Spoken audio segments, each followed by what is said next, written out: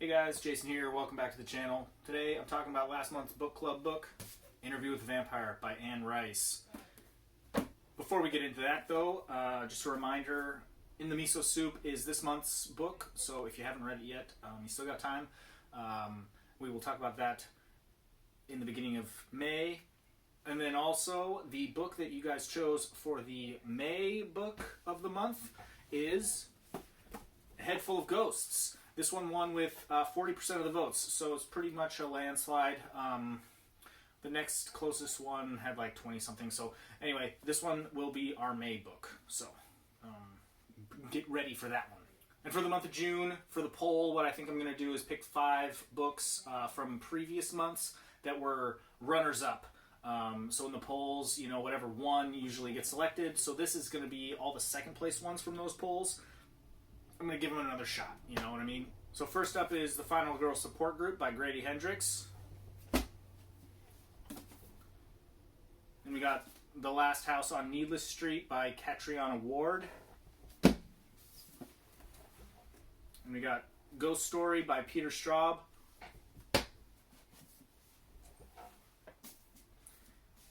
Goblin by Josh Malerman. And then The Ballad of Black Tom by Victor Lavelle. So I'll put that poll up in the community tab if you guys want to go ahead and vote for what you want to read in June. That'd be great. I'll also put a link to it in the description. So yeah, go vote. Yeah, if you haven't already, you can come join us on Discord for discussions around these books. I'll post the channels for all the discussions and stuff for the book club. Go ahead and, you know, come on there. We can get this discussion started for these books. But without further ado, let's get into Interview with the Vampire. I'll start out with a little spoiler-free section, and then I'll jump into spoilers a little later. I'll give you fair warning for that. But yeah, I mean, this is the first Anne Rice book that I had ever read. And I think this was her first novel, if I'm not mistaken. And I enjoyed it. I thought it was pretty good. Clearly, she has done a lot for the horror genre and is very influential, especially vampire fiction and stuff like that. So just from that sense, it's an important book. I will say that it was kind of wordy. Like, it was definitely a little long. At parts, kind of drug on, especially in the middle sections. Although the action pieces kind of within that were really, really awesome. The main character, Lewis, didn't love him. Kind of one-dimensional. He was just very broody and down on himself and just depressed all the time. And so I kind of like, after a while, I just got kind of tired of it. So... But I thought Lestat was awesome. I thought Claudia was awesome. I thought Armand was a great character. And one thing that I thought was really interesting was like the relationships between the characters. Like, even though Lewis was kind of just a wet sack, his relationships with the other characters was interesting. And so, yeah, so worth reading. I think I gave it 3 out of 5 stars on Goodreads. So... Basic plot is there's an ancient vampire. I guess he's not that old. He's like 200 and some odd years old in the modern times. I think it's like set in the 90s or whatever. And he's being interviewed by this reporter or whatever. And he's basically telling his life story of how he became a vampire and then everything that happened in the 200 years since then. So he was a plantation owner in New Orleans in the late 1700s, and he his brother dies, and he kind of blames himself for that, and he's like super depressed, like suicidal, I guess, drunk all the time, whatever. And he encounters this vampire. The vampire turns him into a vampire, and then kind of just like grooms him from there. And that vampire was the vampire Lestat, and like I said, that character is very, very cool. And yeah, it just kind of goes through his time as a vampire. From there, it transitions into the 19th century and kind of Industrial Revolution type stuff, and then even into like the whole span of the book is like 200 years. So it's really cool kind of seeing that whole thing happen. That's basically it for like the spoiler free section. I do recommend you read it. I want to continue. I've heard that the second book is much better, which is a good thing. Like I said, I enjoyed this book well enough, but if the series gets better, then that's good. I probably wouldn't continue on, except for the fact that I heard that the second book is very, very good. Let's get into like the spoilery stuff.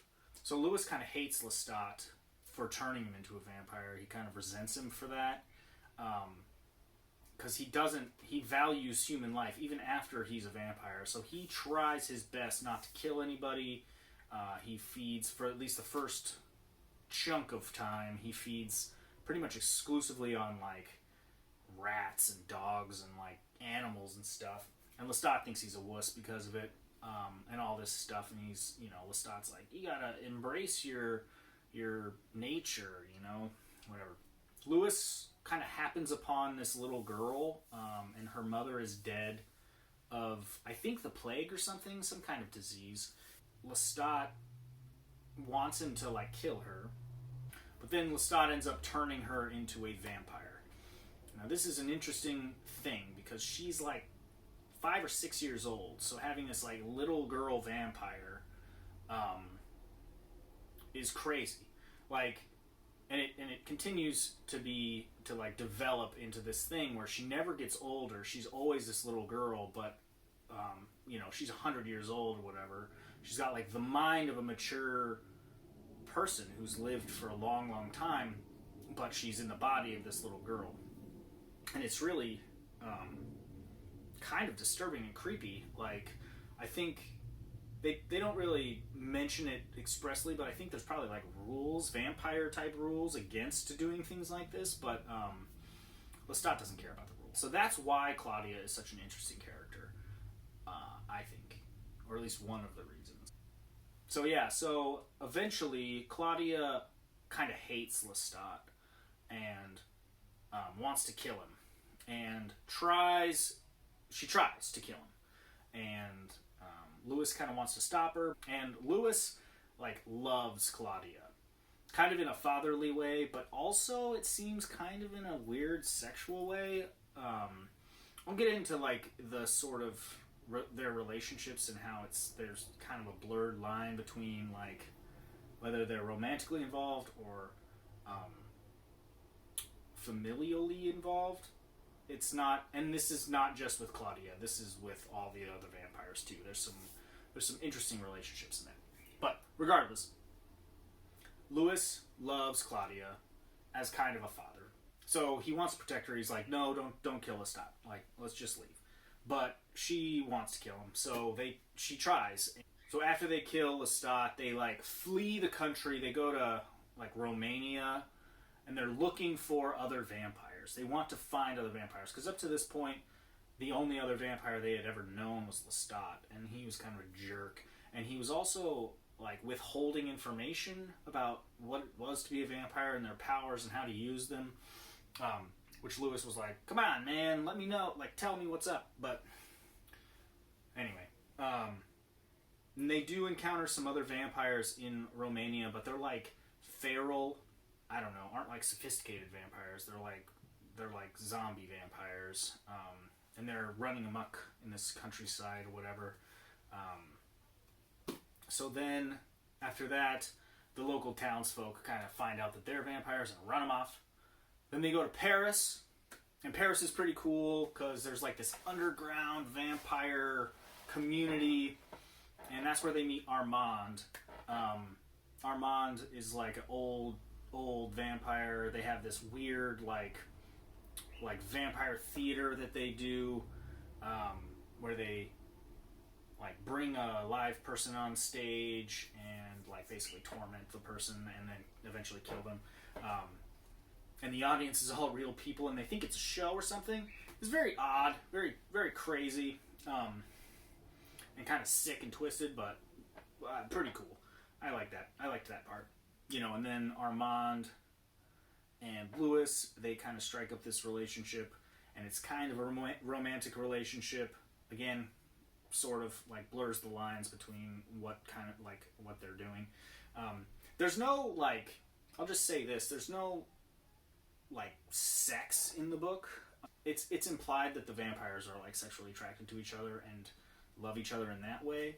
Then come to find out at that point that Lestat is not in fact dead, that he somehow survived and recovered, and is in Paris as well, with Armand and his crew of vampires. There's some pretty wild stuff. There's a sad point where Claudia turns this lady who her children are dead into a vampire, and then is punished for that. Both of them are then killed by the vampire group, which leads Louis to seek revenge, and he goes and he kills all the vampires. He shuts them up in their little thing and burns it down while they're still inside and stuff. The only one I think that escapes is Armand, because he somehow knew about it ahead of time. He can like read his mind, I think, or something. Yeah, there's some stuff like that. Some mind reading powers and things. And then Louis goes back to the United States. But again, one of the coolest parts of this book, I think, was the relationships between Louis and the other vampires. There's this like erotic kind of like subtext in it. And like I said, they don't ever have sex. At least it's not expressly said in the book that they do or don't. It's implied that they have like a romantic relationship. Like him and Lestat, him and Armand for sure do. I'm not really sure what that is, like what Anne Rice is trying to say or what that means, but it's just interesting and kind of cool. So they're like sexy vampires, but they're also like really violent and scary vampires. So it's like a good blend between those. So yeah, it was good. It was pretty good. I want to continue, at least with the next one, see how I like that one. And then I think there's like 15 books in this series. I don't imagine that I'll probably read all of them. But yeah, I'm interested in seeing where it goes. Yeah, so those are my thoughts on Interview with the Vampire. So we're going to go to Discord now and see what you guys had to say about the book. Sophia Fletcher says, it's gothic fiction in an extremely traditional sense, while slipping in themes of queerness, Catholicism, and philosophical libertinism, as well as French philosophy in general. In short, there's a lot of herself in it, and it spoke to a lot of 90s and 2000s goth kids such as myself. Yeah, the queerness part, for sure. Catholicism, yes. I don't know anything about the philosophy part. So here's an interesting little back and forth. So Alex Horn says that I felt Louis was an awful narrator. This is not to say that I thought this was an awful story. I just wish Anne Rice had not chosen to tell it through Louis. Sophia Fletcher then says that in the next book, Lestat literally reads an interview with the vampire and has the exact same complaints and calls Louis a liar and a bitch and sets the record straight. It's all chaos, bisexual vampire romp from that point forward, which sounds awesome. That's kind of what I was talking about, how I heard that the second book was crazy and awesome. Sophia goes on to say that it's seriously the most charming pivot I've ever encountered. To have an author basically call her debut novel trash and then walk away from it in slow motion is, while it explodes behind her, is quite simply chef's kiss. So thank you, Sophia, for igniting my interest in the next book, which is called The Vampire Lestat.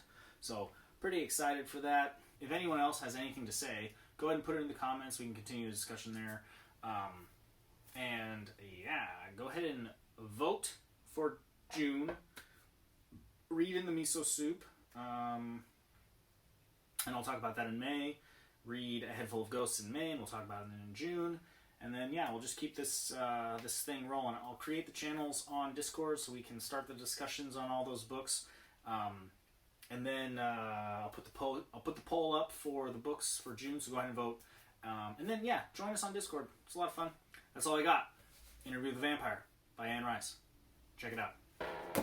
So as always, thanks for watching, and until next time, peace.